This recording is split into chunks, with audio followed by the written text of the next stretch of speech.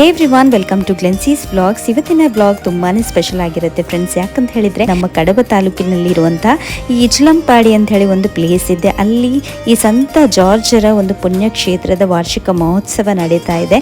ಇಲ್ಲಿ ಯಾವುದೇ ಒಂದು ಜಾತಿ ಧರ್ಮ ಭೇದ ಯಾವುದೇ ಇಲ್ಲದೆ ಎಲ್ಲರೂ ಒಟ್ಟಿಗೆ ಸೇರಿ ಇಲ್ಲಿ ಈ ವಾರ್ಷಿಕ ಮಹೋತ್ಸವವನ್ನು ನಡೆಸ್ತಾರೆ. ಇಲ್ಲಿ ನೀವು ಆಲೋಚನೆ ಮಾಡಲಿಕ್ಕೆ ಸಾಧ್ಯವಾಗದಂಥ ರೀತಿಯಲ್ಲಿ ಬೇರೆ ಬೇರೆ ತರಹದ ರೀತಿಯಲ್ಲಿ ಇಲ್ಲಿ ಹರಕೆಯನ್ನು ಹೊತ್ತು ಬರ್ತಾರೆ. ಎಲ್ಲರಿಗೆ ಸಹ ಇಲ್ಲಿ ಹಬ್ಬದ ಬಾಡೂಟವನ್ನು ಬಡಿಸ್ತಾರೆ.